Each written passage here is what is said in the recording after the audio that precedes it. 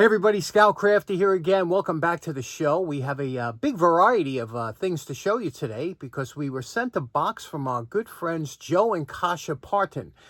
Now, Joe does a little eBay trading, things like that, and every once in a while he'll find an object that he thinks we might find interesting here at the show, and he sent a huge box over here. I'm very excited to see what he sent. Let's get started right away. Okay, first off, I saw this great box. I thought it was like a cigar box or something, but you could see on it, it says handkerchiefs. And we'll talk more about that in a minute. But if you open it up, it is a box of 6 handkerchiefs. You see it? It even says it again on the inside. And these are made in Korea. And, you know, we went over through how I carry handkerchiefs. I love handkerchiefs. I think they're great. But I just thought this was interesting because of the way it came in the box, you know, wrapped up, and the spelling. Now, traditionally, handkerchiefs is spelt with a D between the N and K, and it's handkerchiefs. And the D is silent. But you know me, you know, when I see a letter in there, I like to pronounce it, you know. Why waste it? So if that would have said handkerchiefs, I would have said handkerchiefs. But being it's handkerchiefs, the way we say it here in New York, I thought that was pretty interesting. Okay, next up, you know, Joe knows I'm a big collector and fan of all kinds of lights and lanterns and lamps. And these are 2 railroad signal lamps, and these are really cool. Now, I have some all the way up to early days. I have signal lamps hanging around my basement, in the back of the basement, and this is originally what the signal lamp looked like. This is a railroad signal lamp. They came with different colors. Traditionally, they came white, green, amber, red, and blue were some of the common colors, but they had all different types. And these were used by a railroad signalman. Let me zoom out a little bit. And they would swing these. They would swing them either left to right, up, down, and back, forth. That would show you the signalman showing you what to do, basically. But the colors would determine what was going on at night. Now, during the day, they used flags, different flags, but these were used for many years, and they become quite collectible. I have, like I said, a whole bunch of these, but I like the electric ones too. And the newer ones, the old ones had regular bulbs in them and stuff, but the new ones are LED, which is these are. So they don't have any batteries in it, which is good because a lot of times the batteries would go kaput. But the first thing we're going to do is check out to see if they work with a little power supply. Okay, now to test our lanterns out now normally you would just pop a battery in, but these use uncommon type batteries. This uses a 6-volt lantern battery with a spring top. This one here uses 3 C batteries. A lot of us don't have those laying around. So before you go out and purchase the batteries or whatever, it's always good to make sure the lanterns work. And that's why I like these little portable DC power supplies. And you can see here, we'll just crank this up to 4.5 volts is what this takes, and we'll open this up real quick. And you can see here it uses a battery, what they call an adapter. And what it is, it's an adapter that holds 3 C batteries. 3 C batteries, each battery 1.5 volts. That's 4.5 volts. So the next thing you have to determine is which spring is positive, which is negative. Now on these cans, the ones that use the 6-volt lantern batteries, those lantern batteries came 2 different ways. One with a center positive polarity spring and one with a outside positive polarity. So depending on now with the old lanterns, it didn't matter because it was a regular incandescent bulb. They would light up either way. But with the LEDs, they are polarity sensitive. So if you hook it up the wrong way, it might not work. You might think your LED's burnt out, but you just have it reversed. So what we're going to do now, we checked it out. This is a center positive polarity, and we're going to hook up. You see these little contacts here? We're going to hook up the negative here and the positive to the center. We'll hit the switch and see. Yes, you can see it works. So we're golden. Now all we have to do is get some C batteries, but before we do, we'll clean this up. How cool is that? Now let's check this one here.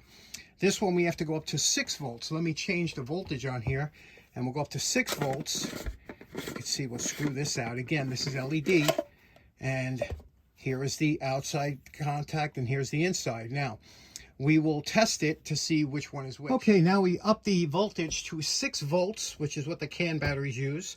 A lot of them came with the outside. You would think the center one would be the positive, but a lot of them aren't. A lot of them the outside. So we're going to hook up the positive to the outside and the negative to the middle. Now, because this is a LED switch, a lot of times it has to have current in here before the switch will work. You can't just switch. That one's a manual switch. This one is a current relay. So we're going to push this down here, hold it against the contacts, and hit the switch. And there you can see it works. Can you see the glowing of the LED? And then if you hit it again, it has a second and even a third. So it's low, medium, high. And there we go. How cool is that? So now we know both of these work. What we'll do is we'll clean these up, and then we'll order some batteries. Now, the first thing we're going to try, obviously, we're going to try the tub of towels because it works so good on different plastics, and you don't have to worry about screwing up the, melting it or anything. If this doesn't work, we'll go to something stronger. But you can see here, it's got the obligatory grease that gets into the plastic, when you're dealing with railroads and things like that, which these are. It's a heavy duty kind of grime, and you can see that's lifting up a lot of it. Now, once we do this and get the dirt, we can go over with a little polishing compound and really get below where this dirt is. So first we'll clean it up with the tub of towels, which seems to be doing a nice job. You can see here that dirt and grime, which it's typically harder to get off, and they make these lanterns kind of a bright, like this neon green, so that it don't get lost in the dark. But we'll wipe these down, and then we'll try this one here. This one here is a textured plastic, a little bit harder to get the dirt out because it is textured. But these rags, and you can see here how it picks it up, these really do a good job. Whatever this material is made of getting in, and you can see here how it's picking up, look at that, a lot of that grease. So we'll do both of these first with the tub of towels. Okay, you can see the dirt that this picked up off of those two, just that one towel. You can see it, but it got it nice and clean. Now we're going to go up with the plastics, but you see here we got some markings here. Now we have 3 dots here that look like they look like almost an ink. They don't, the tub of towels won't take that off. So what I'm going to do is I'm going to try some lacquer thinner with a little Q-tip and see if that'll lift that. Okay, here's some lacquer thinner on here. And you can see I already did one of them. What you do is you let the lacquer thinner do the work, just small swirl marks. You can see it lifts it right up. Okay, we have C cells that we ordered, Energizer Max. We put the 3 C cells into the adapter. Again, this will go in different ways because of that ring around here that'll allow, no matter which way it goes in, to make contact. We'll tighten this up, try it out here with the switch, and there we go. Let's go outside and see what it looks like.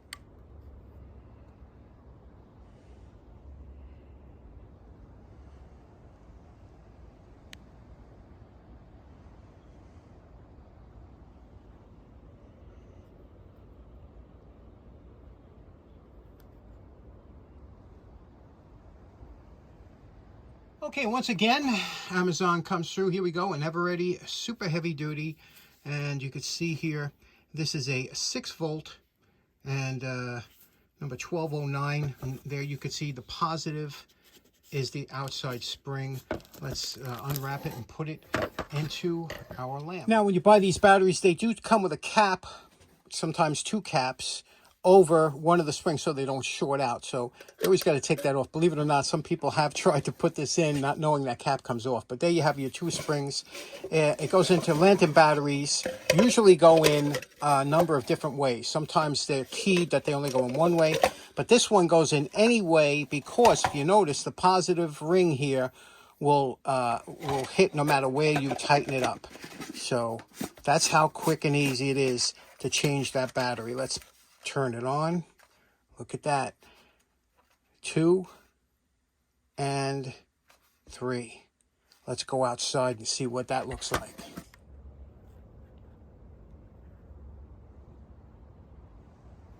Now this light has 3 settings. This is the front beam. Now if I click it again, this is the side beam, meant to be seen to the side. And if I click it one more time, it's both front and side. Very interesting.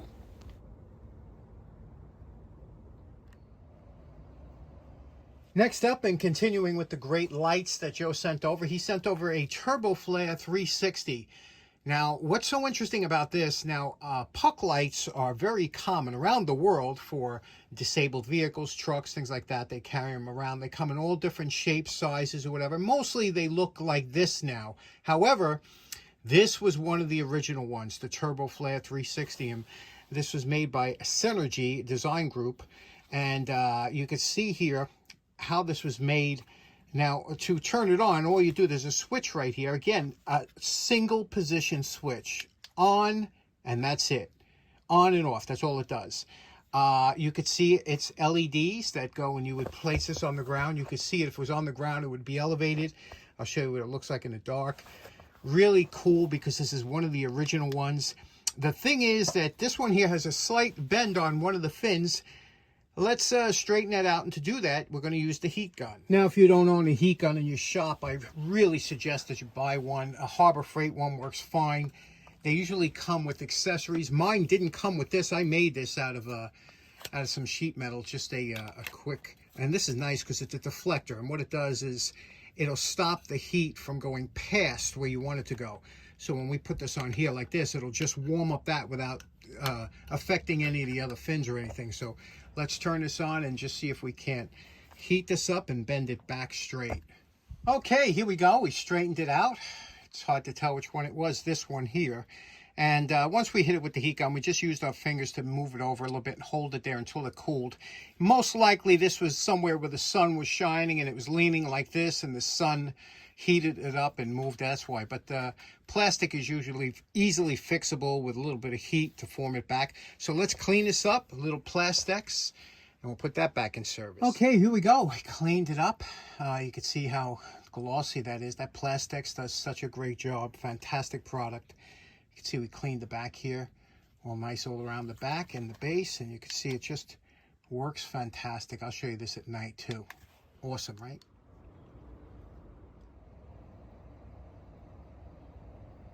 Next up, Joe sent over a tin of Simoniz. Now, this one is not super old, but it's definitely old. There's no barcode on here. You can see the product's made in, it's New York, but made in the USA. Simoniz is a wax, and it was a very hard wax. It was, in fact, a lot of people would use the word Simoniz to say, I'm going to Simonize the car. It was such a well-known wax, and it's a hard wax. Now, this broke up in here, but it's still good. You could still use it. And when I say a hard wax, this wax was a very difficult wax to put on, and apply, and take off. Because what happens, and a lot of people screwed up their cars when they tried to use Simoniz without knowing how. You would apply this to and you could only do like a 2-foot square section, like the size of this mat. You would just do a small section. You'd have to wait and watch it. As soon as it got to a haze, you would buff it off. People made the mistake, they would Simonize their whole car. You know, they'd wipe it on, and then they do the whole car. And then when they went back to the part where they started, that was like rock. You couldn't get it off there. And I'll demonstrate what it's like, but it is a really superior finish. It goes on, like I said, it's one of the hardest waxes known. So people would always say how much to Simonize a car. And, you know, it was a lot of money because it took a lot of elbow grease. Now, to demonstrate, I'm going to use this oil burner cover that I got from Mike. And now you can see this is an enameled finish, but very close to what a car finish would be like. And what we're going to do is I'm going to do this side here, okay? Now, the first thing you would do is you would polish it. You'd have to polish it because you want to get any dirt or anything out, and then you would wax it. So we'll do a quick polishing first. Okay, now that's after the polish. It's very smooth. Now you would apply a wax, and we're going to use the Simoniz. We're going to put on a very thin coat. Okay, we applied a very thin coat. Now, this is where you run into trouble with Simoniz. You have to make sure you keep an eye on this because you want it to be dry enough that you could buff it off, because that's still not dry enough yet. It's got to become a haze. and then you buff it off, and that's what leaves the finish. Now, guys would leave it on there too long, especially in the sun. If you ever tried the sun, you would never get it off. Forget it. You could sit there all day, and if it hit the sun, you got to do it when the metal's cool, and it's kind of an art. So I'll give this a couple seconds more to dry, and then we'll buff it out, and I'll show you what it looks like. Okay, it's been a few minutes. You can see I could run my finger across without leaving any kind of swirl, so it's dry enough to buff out. Now I'm going to buff it out, and I'm just going to use I'm just using a buffing towel here. But when you buff it out, you got to go really quick because you want to generate almost like a little bit of friction heat. And when you do, you'll see this beautiful heavy-duty shine come up. A very durable shine will come up, and it's smooth to the touch. That's Simoniz. Next up, Joe sent over again with the light theme. Look at this Rayovac Hunter lantern. Now this is an old lantern, late 40s, 50s maybe. And when I tell you this one's an old, you could see some of the things like, look at the switch here. They put the switch in the handle, okay? But they put a covering around here to hide the switch, and it was soldered. And you can see, or as they say in the UK, soldered. Anyway, look at this though. Isn't this great? I mean, metal, heavy duty, and you can see here it's the finish, the fit and finish back then was almost Spartan. And on the inside, now a lot of times the batteries would corrode and they totally rust out, but this is such heavy metal that really you don't have to worry. But you can see here it shows you how the batteries, it takes 4D batteries, how they're placed in here. And again, there's that little copper contact that makes contact with here for the switch. And what do you say we try and just, now we're not going to go crazy with this, but what do you say we just try and clean this up to make it look presentable, and then we'll see if it works, which, you know, they usually do, especially if you can get the contacts clean. So what do you say we do a quick cleanup? Basically what we're going to do is we're going to clean it, and a little polishing compound, little wax, and some wire brushing around the edges. Okay, now this is just a cleaning. We got rid of all the rust and everything, but it's clean. But you can see it's still very, very dull. Look how dull that is, right? Now we're going to hit it with a little polishing compound real quick. Now, just like the Simoniz with the polishing compound, you want to wait till it kind of gets to a haze, and then you want to do a quick buffing and buff it off, and you'll see the shine will come out. Now, you're going to pick up some paint, because this is a very old paint, especially red paint starts to disintegrate, but we're going to give a buff, and you'll see a little bit of a shine come out. Now you hit it with the wax. That's what brings up the real shine. Right now, we're just going to buff this out until all the polishing compound is out. And then you'll see it brought up a little bit of a shine, and then we'll hit it with wax. Okay, there we go. That's about the best you can get out of that natural, unless you want to take it apart and spray it. But you could see we brought a sheen back to it. It's protected. We hit this was like a galvanized or something. We hit that with some polish around the top, the lens. We're going to put some batteries in here later on. You can see this is a nice presentable, on a shelf or something, the 3-foot rule. So we'll put some batteries in later and see if we can't fire this up. This here, look, we loaded up. Look how many D batteries this takes. 2 layers. It takes 8 cells. 4 on top, 4 on the bottom. You see how it has to be? And check this out. It works. Can you see that? It works. Look how bright that is. So let's take this outside, see how it looks. Okay, there's Jupiter, Orion. Okay, let's look. First one here. It's this one here. And you can see. Now you can see this is a very condensed, narrow beam. Maybe that's why it's called the Hunter, but you could see if you were looking for something in the trees, you could find it with this light. Last up in the lighting category, we have this Stylemaster. Can you see that? Stylemaster flashlight. This is an early flashlight. Has a patent number there, you could see. And this one here, these were very common, these chrome type flashlights. The problem with these are the chrome plating was very thin. Some of them were nickel, which was even worse, but you could see it would wear out. And you'd have to plate something. You plate it copper first, and then you put a nickel or chromium over that. So you could see the copper's wearing through. Very hard. You think you're going to polish these up. What happens is you go right down to the finish that you underneath, the chrome finish. But the first thing you have to do is you open this up and you look Okay, you can see that the batteries were left in here because you can see the little bit of the indicative of the corrosion. And if you can't see too far, let me see if I can turn my light on. There we go. I put the light on the camera. Can you see that? There's corrosion at the bottom of this. And you can see what kind of corrosion we have there coming out. But let's see what we can do with the finish. If we can't just get this a little bit shiny or whatever, we might go through. Let's see. Let's, you know, we'll practice. Okay, now if you look, I just did a little bit on the back of the flashlight with some very fine steel wool, and you could see right away this is such a thin coating. It goes right to the copper. You see that?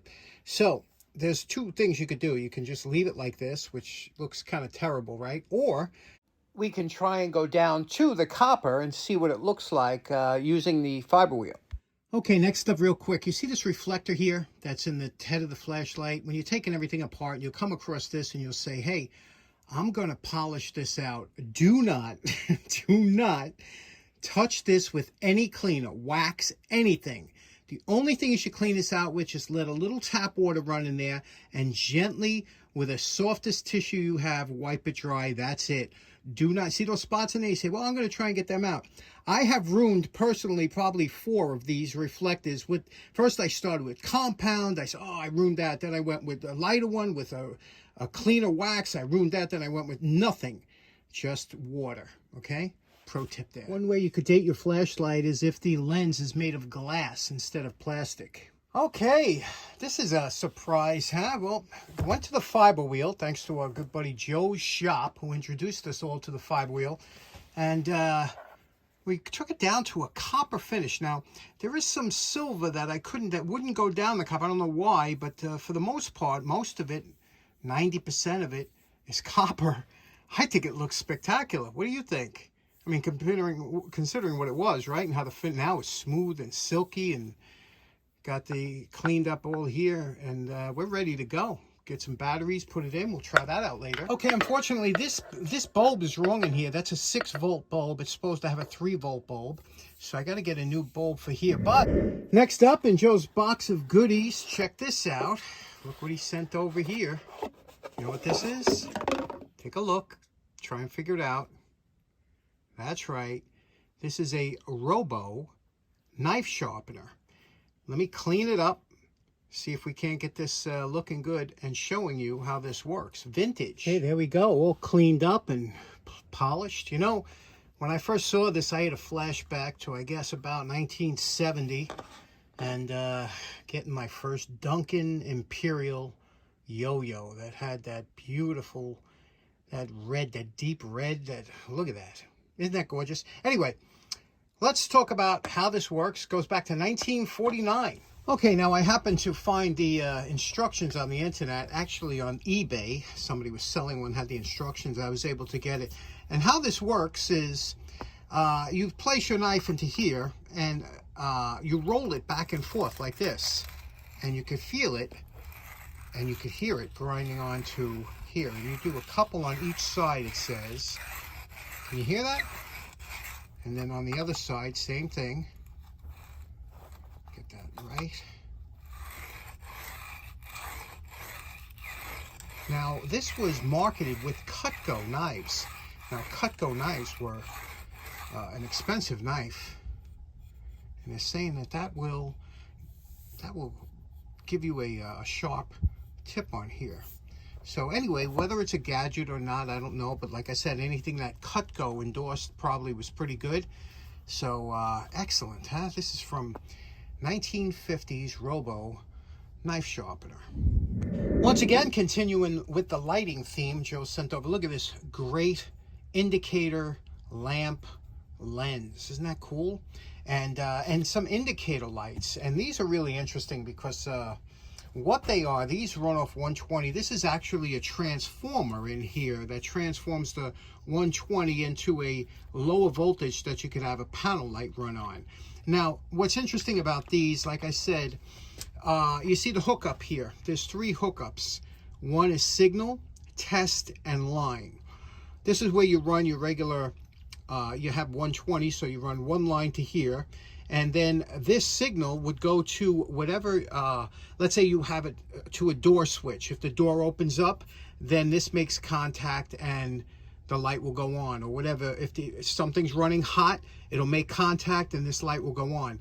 This second test part here is interesting because when let's say you're new to the shift and you want to make sure all the lights are working, that none are burnt out, because there's no audible, it's just a light. You hit a button that would be like a test, and it would run. And I'll show you how that works.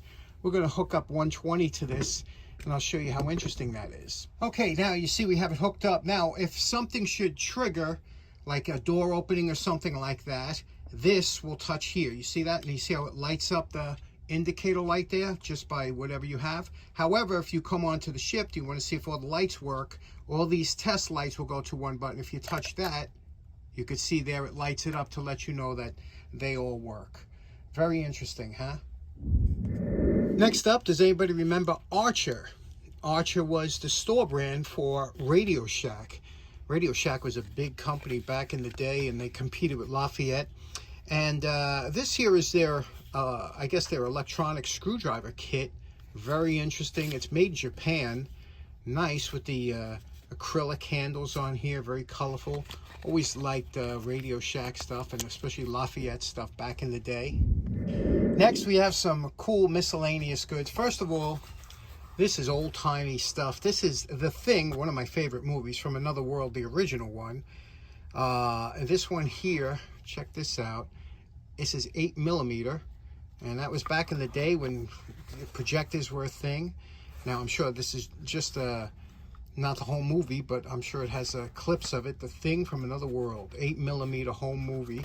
And screwdriver, do you know where this is from? Tonka. A Tonka screwdriver. Wonder what that kit came from. The all-in-one tools, that the wallet tools, that's always nice to have. And look at this. Schwinn, one of my favorite bicycle manufacturers. A lot of you might know my bicycle guy is my email, and I have quite a bit of bicycles. That's what I used to do. I used to restore bicycles. I think I have 47 still.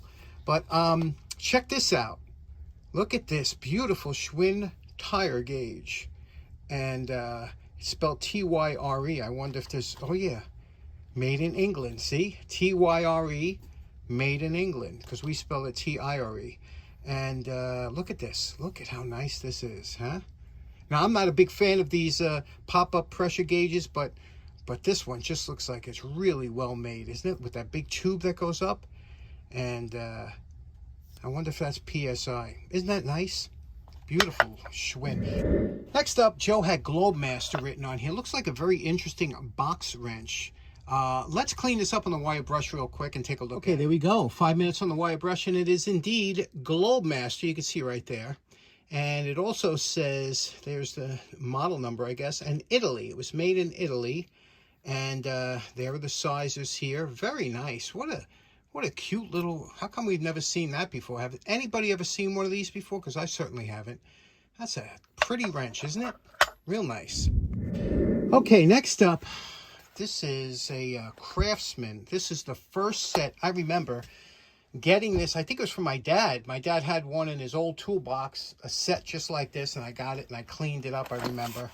And it was exactly in the shape this one is here.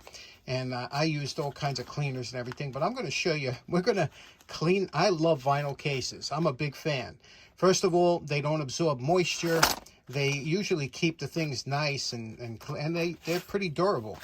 And they clean up nice. And I'm going to show you, because we're going to clean this one up with a tub of towels. So let's take the keys out, and I'll show you how nice this comes out. Remember what that looks like. Now, this is for you guys that are still on the fence about buying these.